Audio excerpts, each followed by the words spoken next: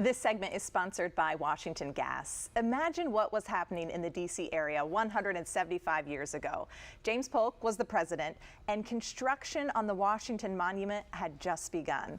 And Washington Gas was here, even installing gas lights inside the White House, and they are still active in our community today. So here to share more on their past, present, and future, we have the president of the Washington Gas Light Company, Lou Jenkins. Welcome, Mr. Jenkins, to Great Day, Washington. Thank you. Thanks for having me. Congratulations on 175 years. Thank you. It's a big milestone. That is a huge milestone. I don't even know if you can imagine or realize how long you have been part of this community. Right. Well, it's interesting because you showed the picture of the Washington Monument. Yes. So July 4th of 1848, we set the cornerstone, as a country, set the cornerstone for the Washington Monument. Yeah. 4 days later, the U.S. Congress passed an act which chartered Washington Gas.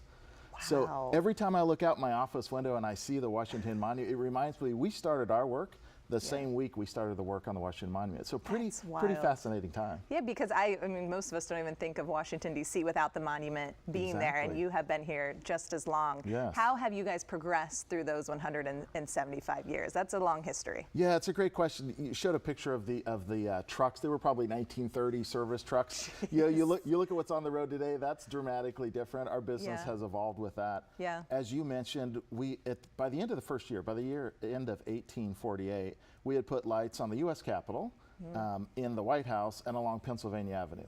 Today, you fast forward, we're talking about different forms of energy, and that's a broader conversation too. But we continue to evolve. We think of ourselves, when we think about the DMV region, we think about that as a tree, for example, and we think of ourselves as a branch in that organism, right? In that organic setup. So we're thrilled to be part. We've grown as that tree, as the area has grown, and we continue to provide that service and look for ways to do that in the future. Well, I know, I mean, we think of you, you keep our houses warm in the winter, you keep our stoves running, right? Yes. But your impact goes well beyond what we think of as customers for that you provide. What else have you been doing in the community? Great question, and thanks for acknowowledging that. Thanks for being a customer. Yeah, absolutely. We appreciate that. Thank you for keeping my house warm. Absolutely.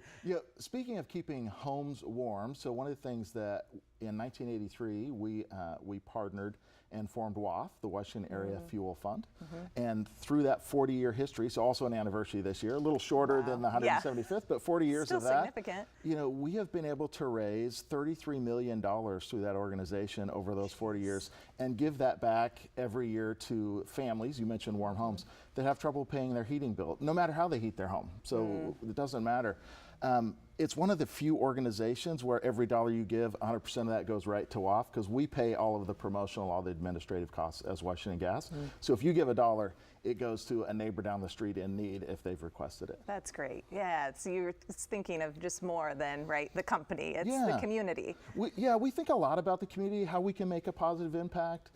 Since 2018, we've put $5 million in our philanthropic work, our charitable work, and we've done that from lots of the organizations that you'll be familiar with, whether that's Special Olympics, whether that's capital area funds, whether it's food banks, Healthy Children, Boys and Girls Club, all sorts of things. So we take those things personally, and we want to be a part of this community and make a positive difference. Does the Eco Challenge fit into that as well? Or? Absolutely. Okay, what is that for people? Yes, in fact, you all know that well. So we partnered with you on the Eco Challenge, and that was an opportunity for us to fund some projects by local middle schools to advance the STEM education work and to look for opportunities to do environmental projects that will positively impact our city and our area, today and in the future. So something we take very seriously. We're passionate about. Did you have a ribbon cutting last Friday as well? What was that event for? We did. You're only a little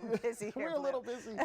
So last Friday, in conjunction with Prince George's County, so we purchased and upgraded 2 cold storage food trucks. We've done that over the last several years. Last Friday was our latest 2. Those we positioned in 2 locations in Maryland. And allows food banks, food pantries, those type of organizations to store fresh produce and keep them fresh longer, especially in the 162 degrees we heard earlier, right? Right. So in this heat. So it's just a way Yeah. for us to give back and make a difference for those who need Yeah. support in the food security area as well. Yeah, I know you mentioned energy is definitely changing today. What do you It guys is. see when you look down the road for the future? Like, what are you, where are you headed? 175 years more. Yes. That's going to be a lot of development. When I talk to my team and we talk about it internally, what we did 175 years ago is different than what we do today, and we expect 175 years from now it'll be very different. Yeah. When you talk about energy and the future, it's a bit of an alphabet soup. You know, you get into RNG and CH4 and CO2 and CHP, and you get into Right a over lot. my head. Lots Yeah. of these. So let's pick one. Okay. So renewable natural gas. So one of the things that we are doing, so we partner with landfills, we partner with wastewater treatment plants, we partner with dairies and animal waste, locations, I'll say it that way. Yeah. And we take that feedstock, we send it through a processing facility, and then we put that renewable natural gas after it's processed into our existing pipeline system, and we use that to generate electricity, we use that to heat homes, we use that to, even in the future, through a technology called SMR. We can produce clean hydrogen. Yeah, one more acronym, right? I know. We can produce so clean much. hydrogen that meets or Yeah. exceeds the U.S. standard for clean hydrogen. So just That's a lot of amazing. things going on, and we're happy and proud to be part of Yeah. all of that. Celebrate where you are today and then Yes, keep looking that's right. down the road. Thank you so That's much, right. Mr. Jenkins, for Thank being you. here. Great to meet Thank you. you. Very nice to Again, meet you. thanks for heating our homes and keeping us Absolutely. full. You can help Washington Gas celebrate their 175th birthday by giving a little gift to the Washington Area Fuel Fund. Now, this fund goes to people who need help heating their homes. Annually, the fund helps between 7,000 and 8,000 families right here in the DMV. So you can head to waff.org to donate. Thank you again.